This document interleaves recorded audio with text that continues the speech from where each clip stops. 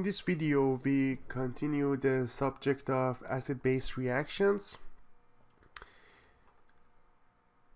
This is the second part of acid-base reactions. So in the first video, we learned the Arrhenius's concept of acid and base.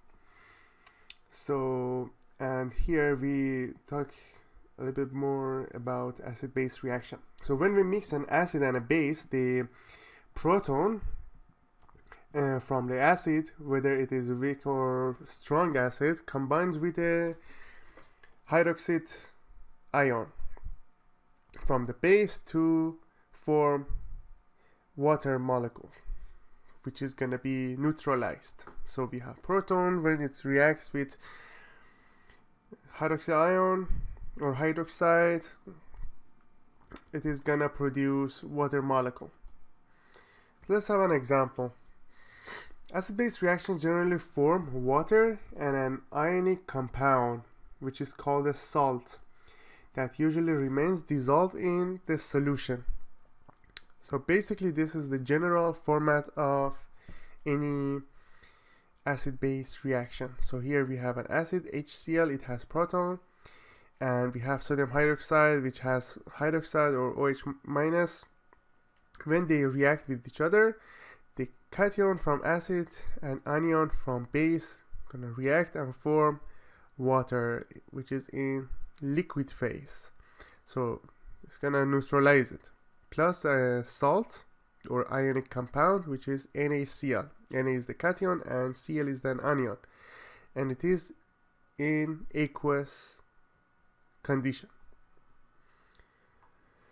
So that's the general format. Acid plus base is gonna result in water plus salt. So let's have an example. Write a net ionic equation for the following reaction. So here we have this acid and base, Hi, which is acid, aqueous phase, and we have BaOH2, again in aqueous phase. They're gonna react to each other, and as you see here, when they react, when it's dissolved, it's gonna generate proton. And we have base, when it's dissolved in water, as we have it here, aqueous solution, it's gonna generate hydroxide ion. So this hydroxide and proton is gonna react to each other and produce water molecule in liquid phase. So then after that, the cation and anion from these two reactants is gonna produce salt, which is an ionic compound. After that, we can balance this equation. So as you see here, we have two i's on the product side, so we need to have two here. So we have two Hi, and here we have one barium, and we must have one barium in the reactant side. So let's check the number of oxygen and number of hydrogen.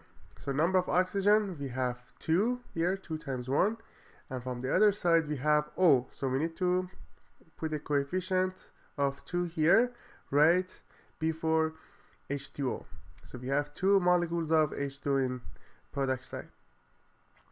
So let's check the hydrogens. So we have 2 hydrogen, we have 2 hydrogen here, which is going to be 4, and here we have 2 times 2 is going to be 4. So now it's balanced. So if you want to write it in terms of net ionic equation, so we can just write those ions that actually participate into the reaction. We had in precipitation reaction videos that we have some ions which do not participate in reaction, and we call them spectator ions. So when we write any equation in terms of net ionic equation, we need to write only those ions that participate in the reaction. So if we want to do the same thing for this reaction here, so iodide doesn't participate in the reaction, so we write it 2H plus in aqueous phase, plus barium doesn't participate in the reaction, so we don't write it. So we have 2 hydroxide ion, so 2 OH minus in aqueous phase. We have 2 times proton plus 2 times hydroxide molecule or hydroxide ion. So when they react to each other, it's going to produce 2H2O as you see here, and we do not write BAI2 because they are a spectator ion. Or we can just cancel all these coefficients and write it like that. Proton plus hydroxide ion is going to result in H2O.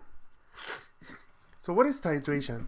When we can apply the principles of acid-base neutralization and stoichiometry to a common laboratory procedure called a titration. A substance in a solution of known concentration is reacted with another substance in a solution of unknown concentration. For example, we have one acid and we know the concentration of the acid, and we have one base that we don't know the concentration, and we want to know the concentration of this base. So we need to do titration to find the concentration of base. Or we have a known concentration of base and we have an unknown concentration of acid. So using titration we can find the concentration of acid. For example, we have HCl plus sodium hydroxide, NaOH. It's going to result in H2O plus NaCl. So the net ionic equation for this reaction eliminates the spectator ion. So we have H plus OH minus is going to result in water. In titrating this sample, we slowly add a solution of known base or OH minus concentration or hydroxide concentration. As this hydroxide is added, it reacts with and neutralizes the proton. So it's going to react with hydrogen or proton and neutralize it. As I go back here, so when we adding this hydroxide ion, it's going to react with proton and it's going to result in water molecule, and basically it means that we are neutralizing. As we add more hydroxide, we're going to have more neutralization until we finish all these proton ion. Until we reach an equivalence point. At the equivalence point, the point in the titration when the number of moles of hydroxide ion equals to the number of moles of proton in solution. It means that the titration is complete. So if I go back here, we said we have acid in our solution. We keep adding hydroxide. We keep adding until we finish all these protons. So without adding more hydroxide, we're gonna have an equivalence point. So it means that our solution is completely neutralized. So the equivalence point is typically signaled by an indicator. What is indicator? Indicator is a dye whose color depends on the acidity or basicity of the solution. We have different kind of indicators. We will have it later on other videos. We have something like phenolphthalein or methyl orange. We will see it later on. So it means that this indicator, they perform different colors in acidic condition or in basic condition.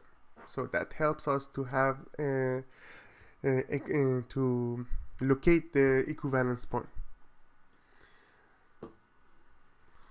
So if we have a quick review here, we have acid in our layer. We start adding hydroxide here. This hydroxide is going to react with protons as we have this equation until we finish all of them and we have only water molecule in our container, and then we call it equivalence point.